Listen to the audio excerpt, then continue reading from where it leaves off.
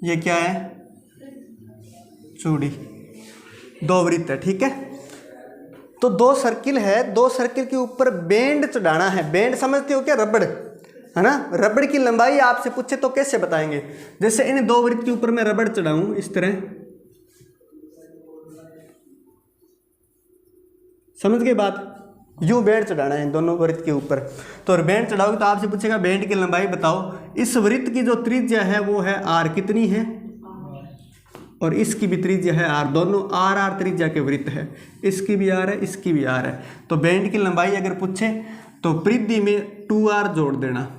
ये क्या है, बेंड की लंबाई, डिटेल में लिख देते हैं।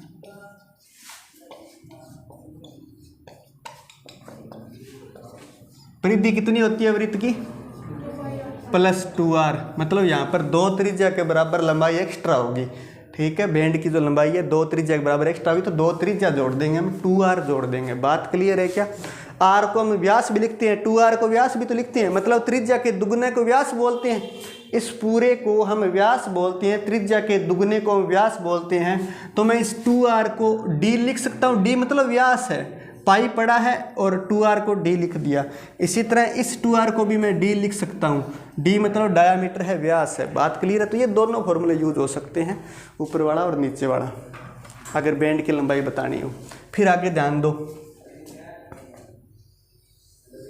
ये 3 सिक्के हैं अपने पास, 3 वृत्त है, और इन 3 सिक्कों के ऊपर बेंड चढ़ाना हो तो उसकी लंबाई अगर आपसे पूछे, तीनों समान त्रिज्या के, छोटा मोटा हो तो समझ लेना मास्टर की गलती है, बाकी इनमें कोई दोष नहीं है।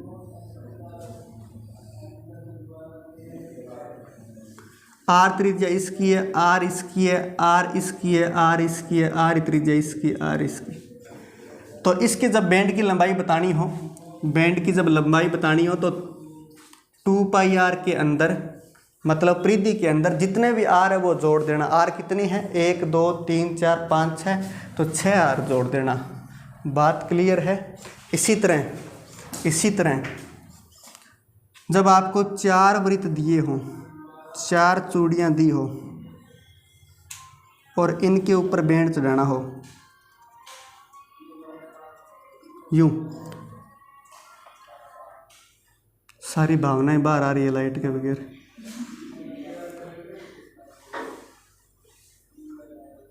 सब की त्रिज्या r है, तो r यहाँ पर 8 है, तो इस बार 8 जोड़ देना, 2πr 8r, बेंड की लंबाई आ जाएगी। बात क्लियर है।